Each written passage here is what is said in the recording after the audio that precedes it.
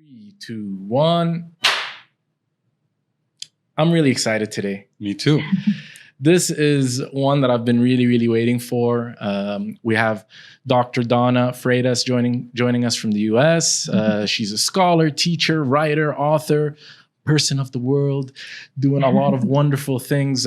She's taught at Boston University and Hofstra University.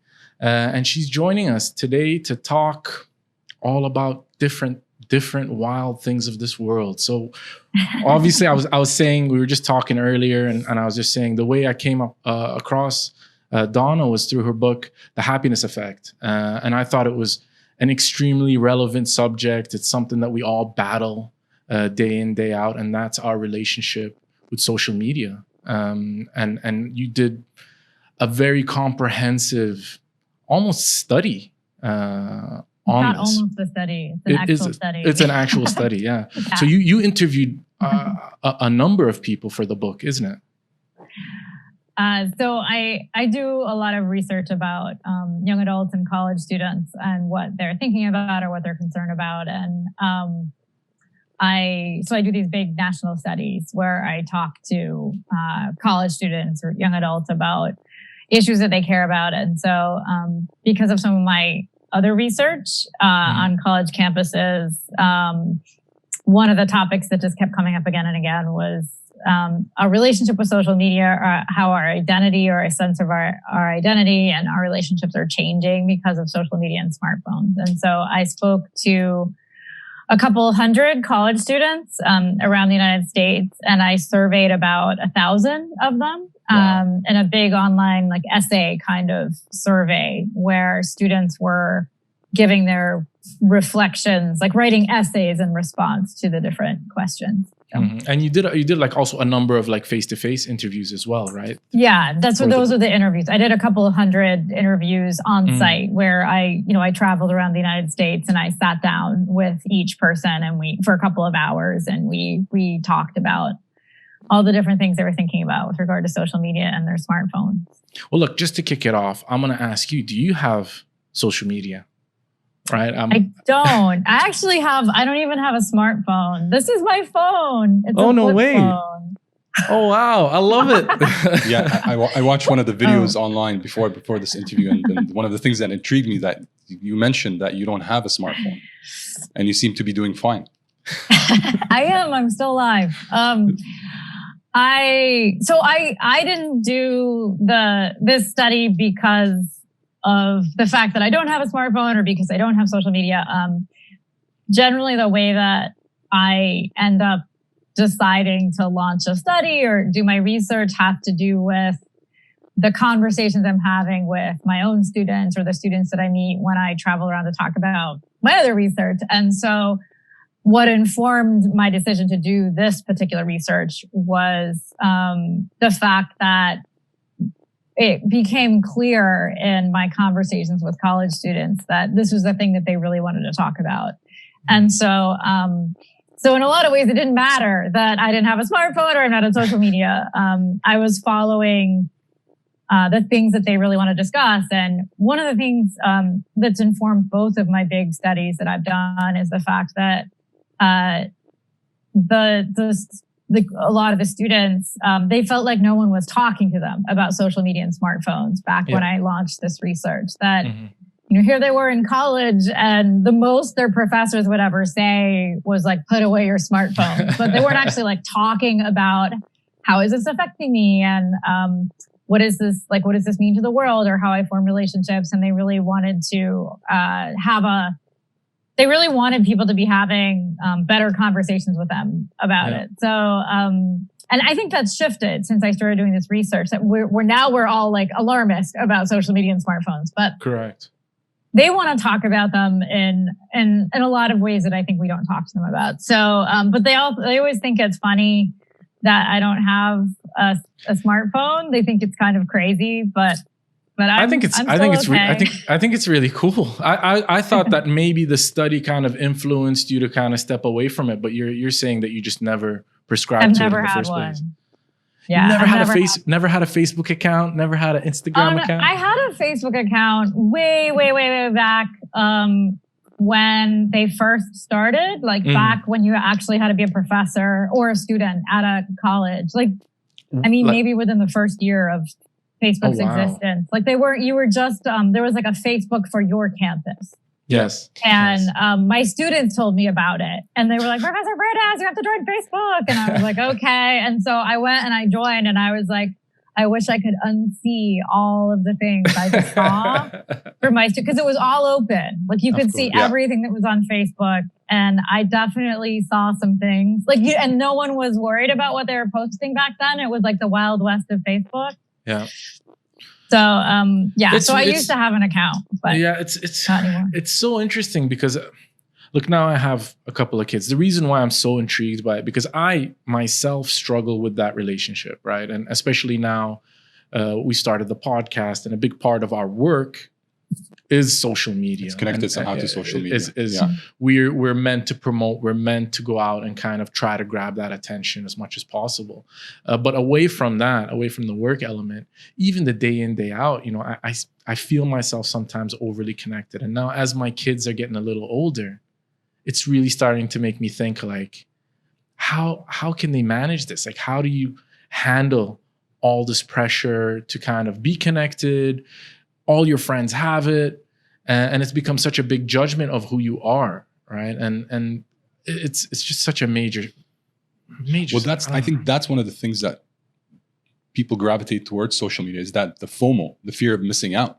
You know, when you become disconnected from social media, I think we've all tried it, where you kind of have a cleanse of social media. You disconnect your Facebook, you disconnect your Instagram, and what happens more often is that you feel like, hey, I haven't heard from this person in a long time, or I don't know what's going on in their life.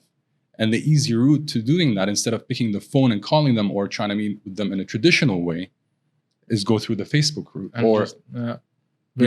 revert back to social media because it's the easier way to do it. I was just something that really stuck out when I was reading your book, and it was one of the students that you had interviewed, and she said something. She said, I post like before I used to do things and post it. Now I do things to post, just to post, right? So it's such a weird relationship. Like, I don't know. The fall semester, last semester was spring semester. I taught a class called Life Unplugged.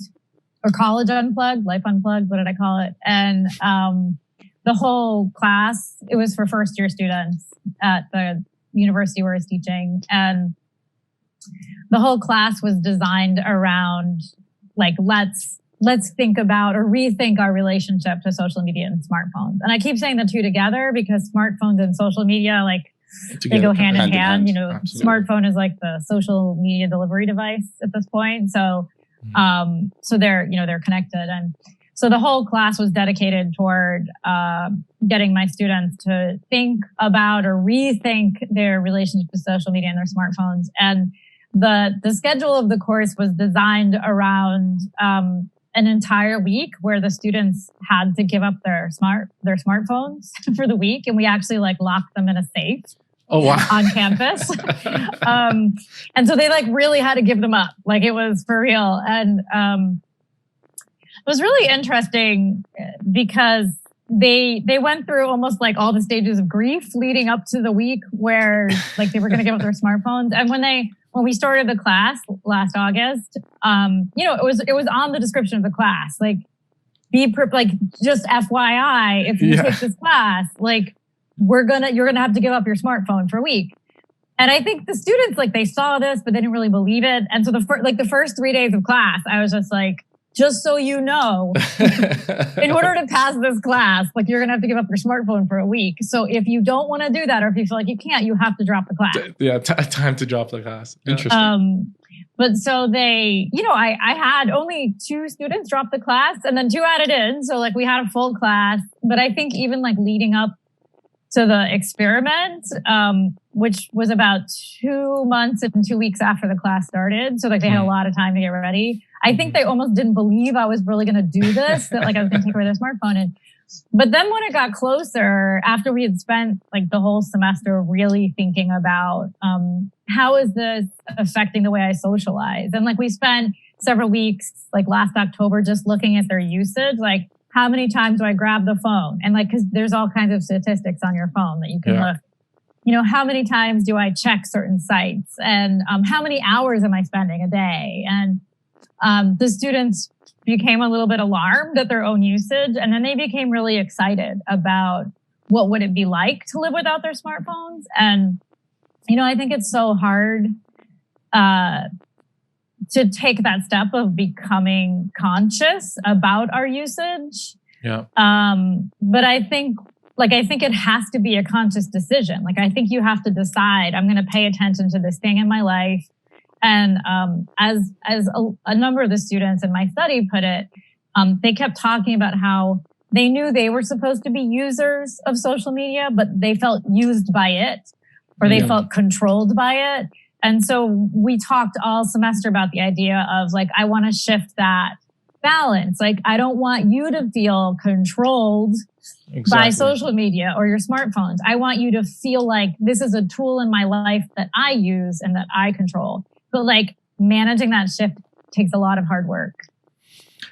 Now, with all the work that you've done around that, what's your advice? Like, is there a magic bullet? What's the trick to handle it? Is it just to walk away, or? I don't think there is a magic bullet. But I do think, especially now in the pandemic, I've thought so much about how if my class, the one that I taught in the fall, designed around giving up our smartphones for a week, had happened this semester, we would have had to cancel it because of the pandemic, because we have relied so much on technology and smartphones to stay in communication, to keep working. And, you know, I thought so much about how the pandemic is such a disaster for our it's a disaster. It is. But it's also a disaster for our relationship with our devices. Yeah. It's, you know, and even though we've needed to rely so much on devices during this time, you know, we have to get a hold of it. This isn't a healthy way to live. And, you know, I've heard so many people talking about like Zoom exhaustion. And just from teaching on Zoom, I had to teach half of the semester on Zoom. Yeah. And after the first 2 weeks, I think we had like 5 weeks in the semester left after the first 2 weeks of this. I thought 5 weeks feels like 100 years of like teaching online. So like, true. I can't believe this is where I am. And so, I mean, I think it has to be a conscious decision, but I also think it's not one size fits all. Like, each person has to make a decision. Okay, I want to develop, like, I want to become conscious about my relationship with social media and my devices and the different apps that I use. Yeah. So I want to become a decision maker around it. And you have to go through your own process, I think. But I do think everyone is different. Like, you know, this is my answer. Like, I think if I had a smartphone, I'd be on it all the time. And so, you know, I've lived this long without a smartphone. And so I'm just not going to get one. That's my answer. No, fair enough. And you spend a lot of time talking about like the education system. And you said, as we started, right, that things have evolved a bit and that conversation is happening. But again, like, when is the right time to introduce these conversations or bring it to schools? Is it something in elementary schools? Like, should we start talking to the kids at that age about how to use it or what that relationship should be? I mean, ideally, I do think, because at this point, right, elementary school kids are getting smartphones, right? Yeah. Like, I mean, which freaks me out, by the way. It's pretty wild. Like, my kids, my son is 9 years old and 3/4 of his friends have phones. And he's been asking, and I'm saying, no way. Like, you don't need a telephone. You just don't need one, right? Like, if we know where you are, we can always get in touch with you. There's never going to be a point where I really need you to have that phone for whatever reason. So no, but it's just, it's pretty scary, like, at that age. So I don't know. It really stresses me out. Like, I don't know. From my perspective, I get stressed out, not just for myself, but especially for the kids, you know, because they're coming into a new frontier. Like, this is their lives. It's not going anywhere. For us and our age, and without disclosing our age, we're a little older, this is something that came new to us. So we enjoyed our childhood running around, our parents telling us, come back when it gets dark. And they had that, that confidence that, we'll come back home, and you didn't need to be connected, and you built normal relationships, and you had, those interactions, and you dealt with it. These kids now are just from day one, that's all they know. You know what I mean? Especially now, as you said, with the Zoom school sessions, like my kids know more about Zoom than I do, right? With the backgrounds and all the crazy things they do with it. But like, it's just such a important subject. And I, like I said, I was so captivated reading your book because it was so important. And there were so many things that were covered in it, and the different subjects that come out of it. Let's say the offshoots of it, the online bullying, the trolling, the hookup culture. And I'd love to kind of like touch on those as well and kind of get your views around that. Like, so let's come to the big one for a lot of parents and a lot of the kids that experience it is online bullying. How do we navigate that in this environment? And from your experience, from the conversations that you've had with people on both sides, the people doing the bullying and the people getting bullied. Well, so when I was doing my research, I asked every single person what they thought of online bullying. And one of the things that was unlike most of the other questions that I asked the students, because most of the students that I spoke with for the study, no one was talking to them about social media or smartphones. The only things that they were being talked about, so let me rephrase that. No one was talking to them in a way that they wanted to be talked to about social media and their smartphones. The only conversations they were getting were alarmist ones. And they tended to be about like sexting, porn, bullying, like stuff like that. All the stuff that the parents are afraid of. Yeah. But none of the stuff that they were really grappling with, which is generally like FOMO, self-esteem issues, drama with their friends because of social media, because we've decided, or like our parents and teachers have decided that that's not relevant to us. But that's really where they are, I would say, where they want to have their conversations. Like, how do I feel about myself because of social media? But so every student I spoke with, when I said what do you think about online bullying? They were like, oh, it's terrible. Like they had the sort of song and dance they were given that they were able to regurgitate from their parents and their teachers growing up. However, when I asked them, have you ever been bullied online, or do you know anyone who has? They were like, no. Really? Almost to a person. Yeah. But what I figured out was, so it's complicated. So I did have a couple of students who were bullied online. And I would say that those students, the experience was like one of total destruction for them. So like victims of online bullying are like their experiences tend to be very extreme and like incredibly destructive. And often it shifts their relationship to social media and smartphones forever, in the sense that these are some of the few students who had gone cold turkey, who were like, I am never going to be on social media. Like they had it dramatically shifted their relationship to social media, often to the point of they were just not on it. They were not going to do it anymore, which of course affects everything about your life in college and in the future, because so many people are socializing on social media. Yeah. But what I would say is that I wrote a bit in the Happiness Effect about how I learned that bullying is in the eye of the beholder. Yes. In the sense that what I think a lot of parents and what I might regard as online bullying, a lot of young adults are experiencing as just the norm of being on social media. So when I say it was hard to find someone to say, yes, I was bullied online, that doesn't mean to say that the behavior is rare. Yeah. I would say that the experience of like getting to the point where you're going to be like, I was online bullied, when you're going to claim that title, was very rare. But the kinds of things we would determine as online bullying, like name calling and harassing and just like horrible, like gossip mongering. And, that is just a regular everyday occurrence. And I think the students just get used to it. So like young adults just assume this is part of the cost or the price of being online. I just need a thick skin. Wow. So.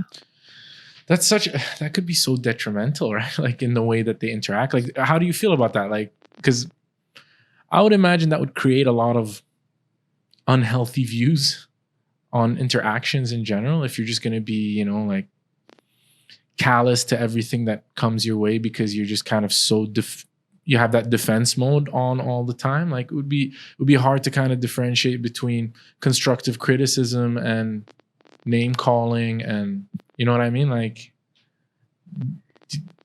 I think this is one of the questions that I always ask my own students is, we talk a lot about vulnerability and, what does it mean to, I talk to them about the idea of like, it's good to have a thick skin, like the idea that we need to have thick skins, or that,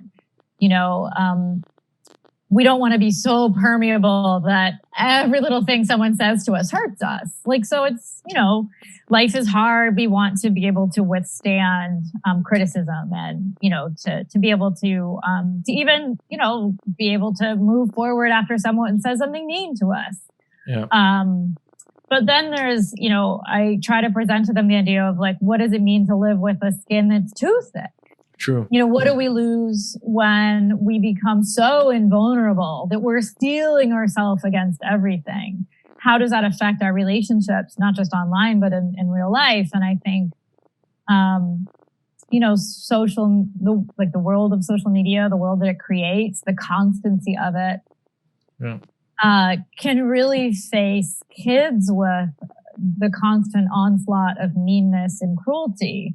And so they do find themselves trying to learn to withstand that, or that they sort of have come to accept that a certain level of meanness, enduring that is just part of the deal.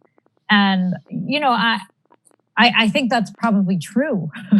And then I think we have to ask ourselves as like parents and teachers and, thinkers about these things, like, how do we feel about that? Like, what does it mean that our kids are growing up in a world where a certain level of meanness is just normal. A part of their life? Yeah, it's just normal.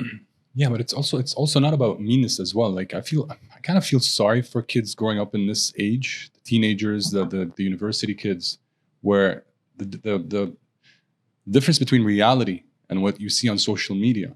Most people now, so like what they post on social media is like the highlight reel. Of course. Look at my life. Everything is great. Everything's, happy and fun, and I'm active and I'm popular, and social currency about likes and comments and how popular you are. Trying to differentiate that from the reality, for a teenager or a kid, it must be very difficult to find the difference or find what's real and what's not real, and could lead to anxiety, depression, and a whole bunch of social problems down the line for them. Well, that's where parents come in, I think. Like that's where absolutely. I think it's so important that we talk to kids all throughout their lives at this point about about their experiences, what they're experiencing online, how it's affecting their thinking about things, just their ability to focus. Like one of the things we spoke about a lot in the class I taught in the fall semester was about a conversation that I had with students the prior year, where I'm thinking about this because you brought up anxiety and all of that, where I was teaching a literature class, and I had assigned this novel to my students, and they came in to class in an uproar about it. Like they had a lot of intense feelings about this novel. And some of them hated it and some of them loved it. And they just had this very animated discussion. And then one of my students said at one point, she was like, I love this book so much. It brings me so much peace. And I was like, peace? Because it's not exactly a peaceful read. Okay. It's like a very intense book. And I was like, what do you mean by peace? Because I was like, okay, like I want to understand why she used that word. And she said, oh, well, you know what I just am so looking forward to read it. When I get ready to read it, I make tea and I get my blanket and I sit in this spot by the window. And then I just could read for like an hour. And I don't even go to grab my phone. Like I'm so engrossed. And I was like, oh, that's the piece she's talking about. Yeah. She means like being captivated so much that she doesn't even grab her phone.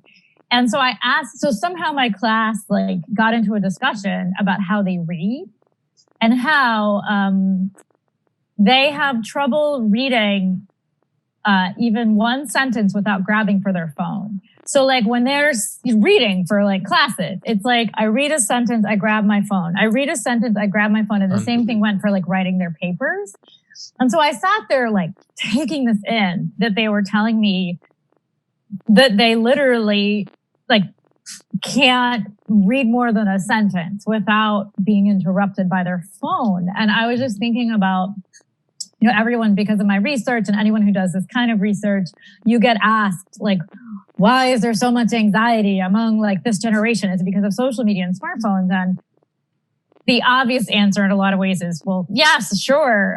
There's all kinds of things that are anxiety provoking about that. But like, just think about what my students revealed there.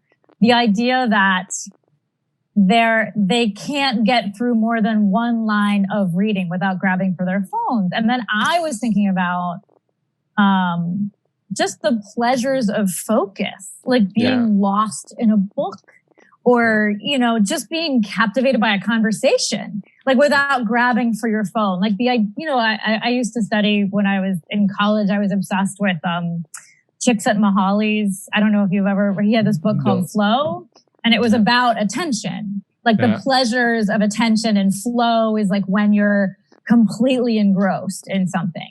Yeah. And how important this is. And so I think about that when people ask me now about why is this generation so anxious? Why are they so depressed? I just think about, imagine being completely deprived of concentration and then having to get work done. Like, imagine how depressed and anxious you'd be if you have this pile of books you're supposed to read for school and you can't get through more than one sentence without being interrupted. So I feel like we have to look at that. Like what is social media and smartphones doing to our ability to pay attention and just the well-being that attention can give us. So anyway, thinking about your kids, I feel like you should think about that as a parent. Don't let your kids become that. Absolutely. No, definitely. And you know, we try to spend a lot of energy around. I'm a big fan of them getting bored. Right. Like, you know, me and my wife always have arguments about this. Right. And I say, let them get bored. They don't need a schedule. They don't need a schedule for every moment, for every second and every day to be entertained or doing something. Just, you know, let them just sit there and you know what I mean? Be in their thoughts. And there's so many amazing things. Because I just retrace it back to my childhood.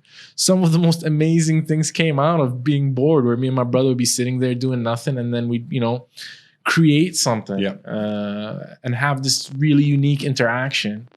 And those are the kind of experiences that you live with and you enjoy and you reflect back on. And I think a lot of these kids are depriving themselves of it. And parents, I think, are very guilty of that. Like I said, you know, we feel this constant pressure to keep them moving one way or another. Oh, you got to be reading. If you're not reading, you got to be outside playing, or you got to be doing this, you got to be doing that. Just let them be. Let them go around. You know what I mean? Walk around, look at the trees, but play with the grass. I don't know. Like, so yeah, it's just.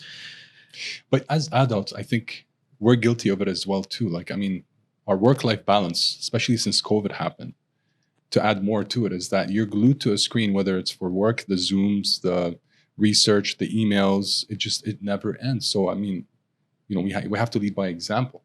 And when your kid sees you being stuck to a screen or, you know, occupied with a device, they're going to do the same thing. They're going to emulate. It's funny. So normally, I get up every day and I write. That's my daily ritual. And but part of my daily practice is I get up and I unplug the internet from the wall, so that because everyone's like, you can just turn off the airport on your laptop, and I'm like, yeah, but then you could just turn it back on. Like I need to like physically have to get up and plug something in to get back on the internet, and so. This has been my practice for years. Like I unplug the internet from the wall for like hours. And then when when I'm done for the day, I plug it back in and I do my emails and I like read the newspaper or something. So I actually get the physical newspaper. You still get hold on, we got to talk about this. You still get a physical newspaper? Because I always wonder, I'm like, who still reads a physical newspaper? There you go. Because I don't like to be interrupted, and I don't like to read online. Like I like to go sit on the beach with my newspaper, and I don't want to be connected to shopping or to like surfing on the web when I'm reading an article. Like it almost makes me ill. Like there's something like I just want to be where I am, and I think it's really hard to concentrate when you have all these things pulling at your attention. And so for me, like if I just have the physical newspaper, I relax while reading it. If I'm reading online, I'm like, I'm constantly and there's advertisements flickering and it's just not how I want to click here, buy this, rate this, do that. Exactly. Like, I'm just trying to get through one article. But so because of the pandemic and working from home, like normally it's not a big deal when I unplug the internet at home because my husband gets up and he has a smartphone and he can check his email or do whatever he needs to online, because on his phone he's got data, or I don't know how they work. Yeah. But anyway, but because of the pandemic, like he's working from home, and so for the first 2 weeks, like I couldn't just unplug the internet from the wall because he needed it, and I was like, oh my gosh, like what am I gonna do? Like this is not working for me because I ended up finally, I've heard everyone tells me about all these apps. Like I heard about this app, Freedom Forever. I know it's an old app, but where you download an app and it prevents you from going online. And that's what's been getting me through the pandemic. Like I kind of love it because I wake up and I block the internet sometimes for like 3 hours. Nice. Okay. And then it comes back on. I check my email and then I block it again for like 2 hours. So this is how I'm getting through. But normally I like take it out of the wall. Oh, wow. It's a good tactic. What would happen if you unplug the internet from your house? Honestly, you know what? I'm quite intrigued. I'm gonna send you a message tomorrow, Donna. I'm gonna try it in the house and see how that goes down. Let me hear. If you don't get a response from me by the afternoon, they probably killed me in the house or something. But with smartphones, you can get online anyway. True, absolutely. So, and I don't have a smartphone, so once there's no Wi-Fi, I can't get online at all, like not even with my phone. So I need to be in my like Wi-Fi free bubble. Yeah. So. You mentioned that you're in the book, you also mentioned about like having dead zones on campuses. But then we were talking like, that people just have data. Smartphones, yeah. They just have data and they'll just get on. Even if there's no Wi-Fi, it'll just, you know what I mean? So it's just, we are so connected and the technology is just making it even difficult to be unconnected. Exactly. Yeah. You're more and more dependent to it. Your device, everything is just, I don't know how to manage it. I'm getting anxious just talking about it. You're talking about your kids, the kids and the students that you have being anxious. I get anxious when I think about it. And that's why, like I said, I reached out to you because this is something that I really spend a lot of energy on. And I try to be conscious about in the way that I behave. So, try to meditate, try to do things where I'm away and disconnected, reading like you, but I do read on a Kindle, right? But it's connected, but it's not connected. So I'm not sitting there surfing. So it still gives me that feeling of being disconnected. But it's such a hard thing to manage. And I'm just trying to think of what's the solution. But like you said, there's no magic bullet. Discipline. Comes down to discipline. Well, I mean, discipline's hard though, right? I mean, one of the things that came up in the research I did for the study was how guilty the students felt that they didn't have more willpower. And one of the things I wrote about was how like we need to be forgiving of ourselves. Like, you know, this is really hard. Essentially, you know, like social media, one of the things I talked about over and over again with my students that the semester that in the fall when I taught this class, and they were so upset to hear about it. I was like, you know, like smartphones and apps, they're designed with the same kind of engineering they use for slot machines, you know, at like gambling facilities. Yeah, endorphins. So they're literally designed to addict us. So that's what we're facing. It's essentially like, you know, deciding like, I'm going to go on a diet and then, and having your favorite foods be like potato chips and chocolate, and then saying, I'm on a diet, and then surrounding yourself with bowls full of potato chips and chocolate, and then expecting yourself not to reach your hand in and eat them. Yeah. So, you know, what do you do if there's a bowl of chocolate in front of you or like potato chips, you don't want to eat it? You push it across the table until you can't reach it.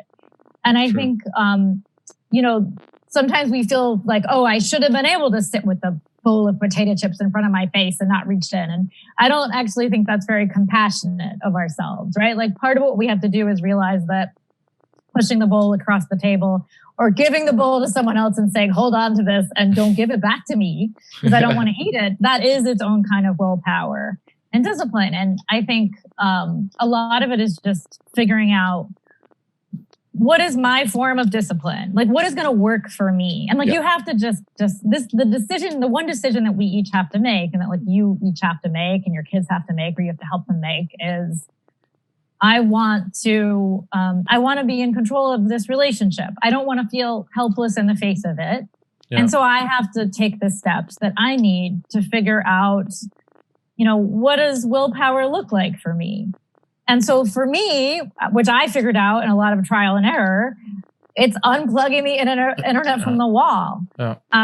It's not having a smartphone because I want to live a certain way. And if I had one, I know that's an extreme version, but like, this is just my way and it doesn't have to, it's not perfect. It's just mine.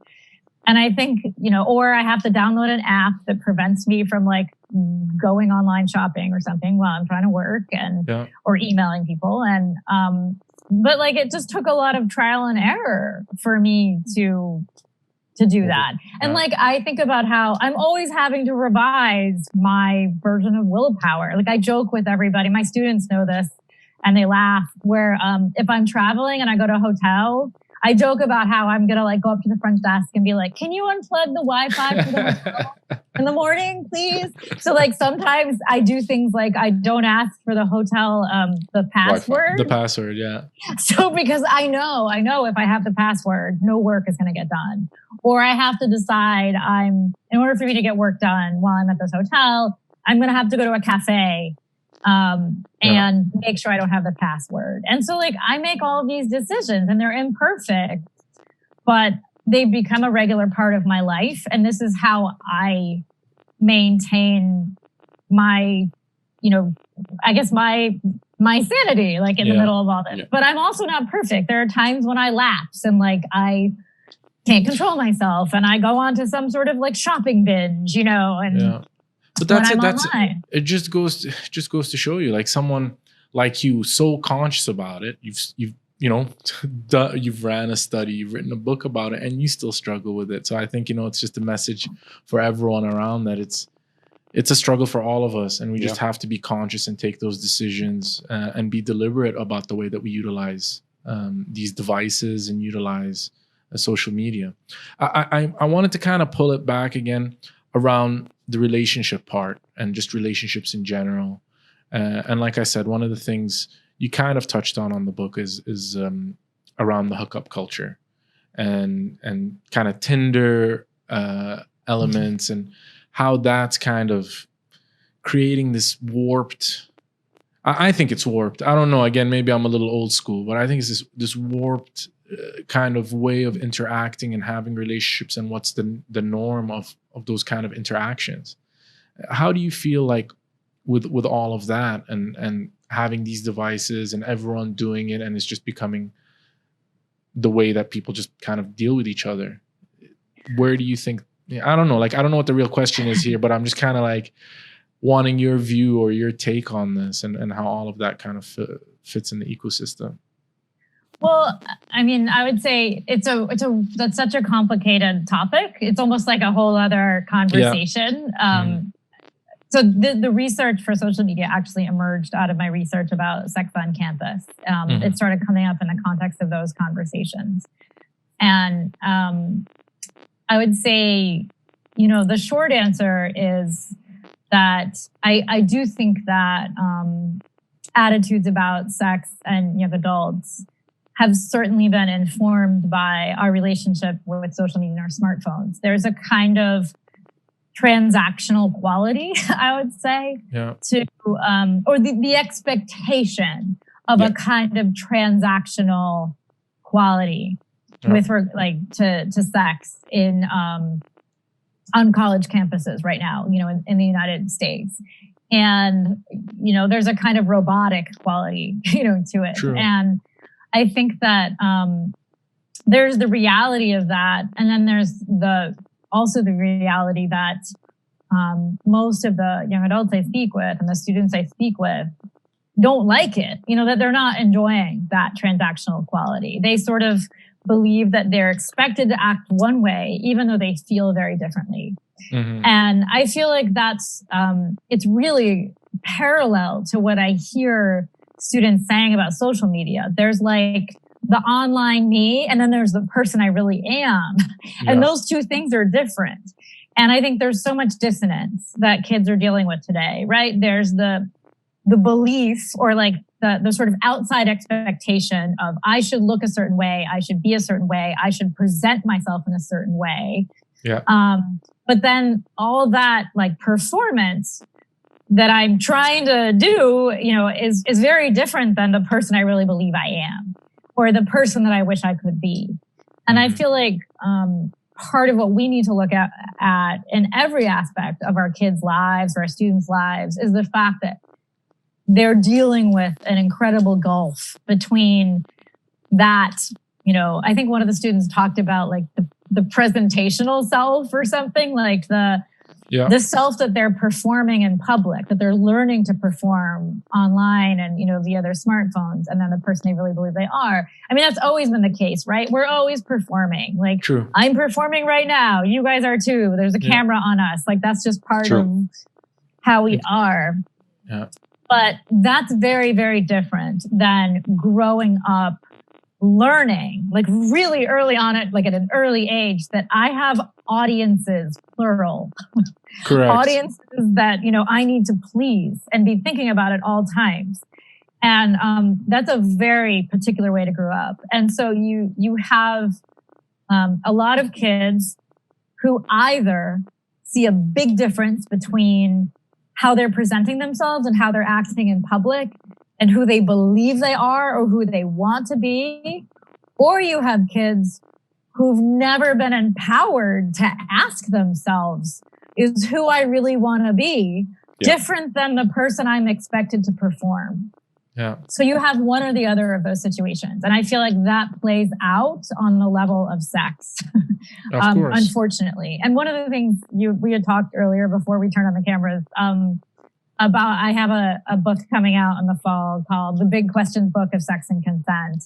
Yeah. And it's for kids from 10 to 14. And so much of the book, it's a book about sex and consent, but there's a big chunk of the book where I talk about like, what are you learning about yourself from being on social media and online? Like, let's think about this. Yeah.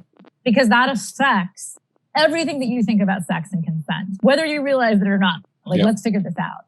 So I feel like talking about social media and smartphones is actually a really big part of that conversation. And we often don't realize that today. Of course.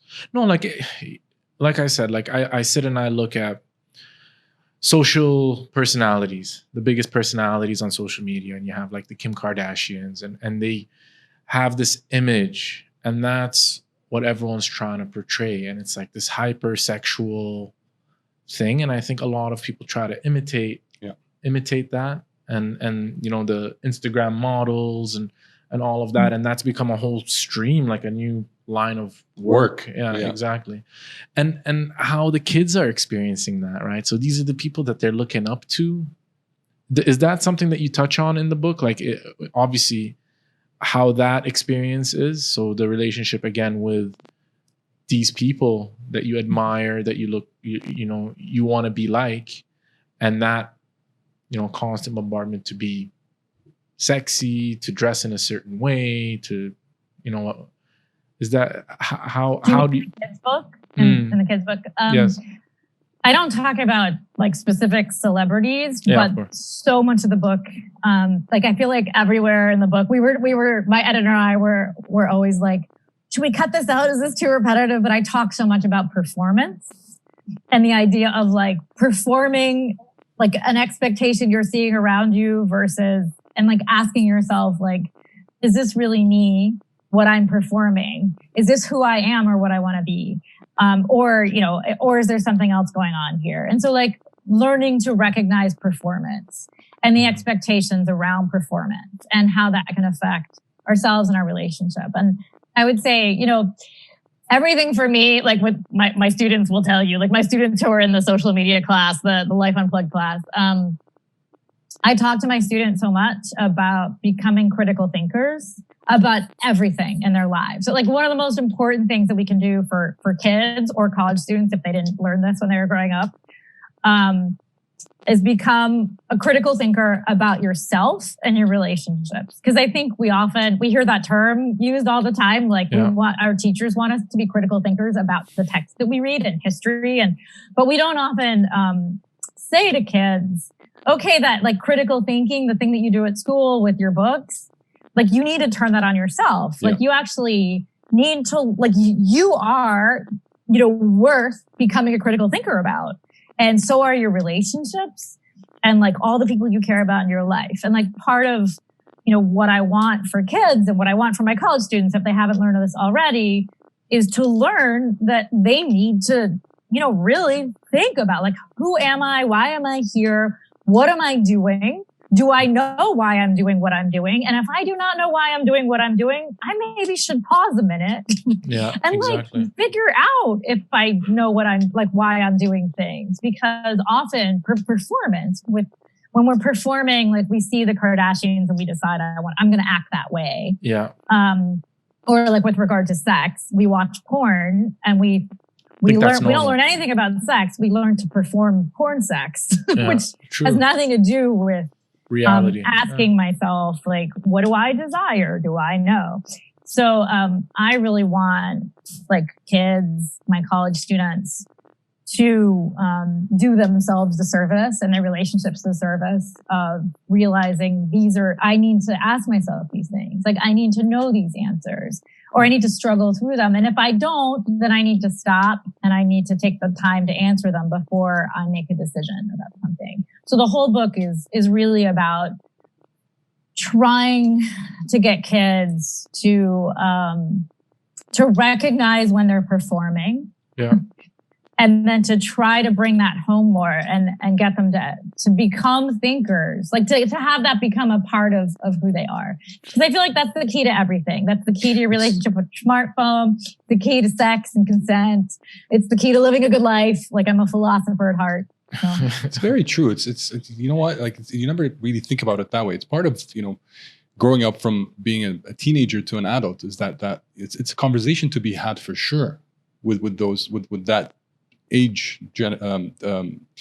category, is that you have to be critical, like you're saying, is why am I doing this? Why am I studying this? Why am I going to university? All the choices that you decide to make, the relationships that you have, and how you perform in real life and how you perform in your online presence, you have to be very critical on how you do it, because once you do something online, that's it. It's there for the rest of history. You can't undo it. Once it's posted, you can't undo it. It's really scary in this cancel culture that we live in too, right? Oh my God, like going back 15 years ago, Donna, you said this and boom, you know what I mean? You're out of tenure. It's just, there's also something to be said about that. But I wanted we've had you on. We've had you on for a very long time, and I really wanted to touch on it because it's something that you kind of briefed on right at the end, and I think comes really good with your book. Is one of the common themes you keep talking about is consent, and I wanted to understand from you, when you speak of consent, I was just trying to, kind of shape it and understand, what do you mean by that? Like you've come across it a number of times. Like my standard thought about it is someone says no, then no, right? That's consent. Or saying yes is yes. But I think it has to do, it's a more complicated term, I think, when you're using it. Is that? Yeah, I mean, one of the things that I've written a lot about, that I wrote a lot about in the book for kids, the Big Questions book of Sex and Consent, is that in so many ways, I can't just give you a definition. I think one of the problems with our conversations around consent, or the way that we're teaching it to kids, or the way that we're talking about it in our culture today. I mean, first of all, it's important that we're talking about it at all. Like, I'm glad for that. Of course. But we tend to teach kids it's yes or no. Like, consent is yes or no. And it's also very legalistic, right? Like, we teach that if you don't get the yes, then you can get in trouble. And so gaining consent often becomes about avoiding consequences, or avoiding getting in trouble, or avoiding jail, or something like that. And for me, I feel like, okay, when you teach consent that way, that's a very technical idea about it. And I'm not interested in technicalities. Like, I'm interested in systemic change. And for that, I think, like, to me, your relationship to consent, or how you understand it, I think points to much bigger questions about who you are as a person, the nature of your relationships, but in particular, I think it points to ethics and relational ethics and sexual ethics. And I know that, one of the things that's happened, especially in the United States, is if you're liberal, we get super twitchy about anything to do with ethics, because we think of ethics as being associated with, like, the extreme religious right, like they sort of own ethics. And so we get really nervous, like, talking about ethics. But, I think, we have to go there to really understand it, because the idea that consent is yes and no, and it's about avoiding consequences, is a very impoverished, it's an impoverished idea about what consent is. And, of course, I'm interested in kids and young adults and just people in general, thinking about how, okay, consent, the fact that we're talking about this at all points out to us that, we live in a culture where people have completely disregarded it. Like, we don't really see certain individuals as worthy of our care and concern. Yeah. And so for me, like, at the very beginning, to talk about consent, we have to talk about care, concern, and ethics. And that's just a broader conversation. I think we have to become thinkers about sex and ourselves. Like, that's why I want kids to become critical thinkers. Yeah.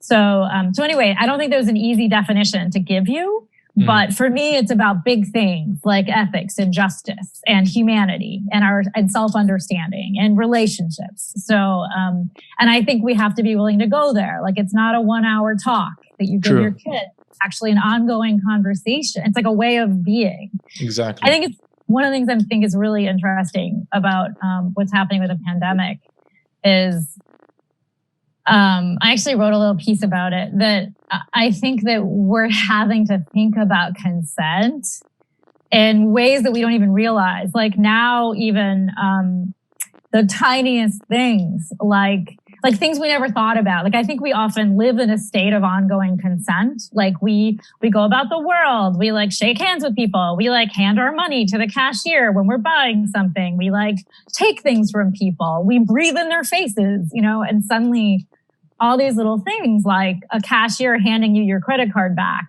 especially early on, like, people were like, do I want to take this, or do I want to touch we don't know what we're willing to consent to anymore. Like, we don't even know if we're willing to consent to closeness with a neighbor. True. And I think we're thinking about these things without actually realizing we're thinking about them. The fact that, because right now the consequences of this is really our conversation around the pandemic, right? And wearing masks, like in the United States, become this political thing. But like wearing a mask this is an issue of ethics, right? Like you're protecting people. Of course. So, you're deciding that, I'm going to make sure that my breath or my droplets or, my potentially like infectious, breathing isn't going to get there to you because I feel care and concern about you. So I think that we're actually in a state like our sense of consent, ongoing consent has broken down with what's going on with the pandemic. And it's making us think about the littlest things. And I feel like in so many ways, this is a conversation for us, an opportunity for us to have a conversation with our kids too about relational ethics. Like you can talk to your kids about, just their space and, their space in relation to other people. And that is actually a conversation, a beginning conversation about consent, whether you realize that or not. Wow. Thank you. Thank you so much, Donna. I really, really, really appreciate you taking the time. It was honestly a very interesting, engrossing conversation about something that I think is really, really important. The Big Questions book of sex and consent coming out, hopefully, you said September? You said in fall? In September, yeah. In September, so look out for that. We'll put some links at the bottom for Donna's website, as well as connections to her books as well, so you guys can kind of reach out for that. Thank you very much, Laith. Thank you, Namir. I really appreciate it. Thank you so much, Donna. Really appreciate it. It was great talking to you. Thank you guys so much for having me. Such a pleasure. Such a pleasure. Best of luck on your book. Oh, thank you. I appreciate it. Take care. Take care. You too.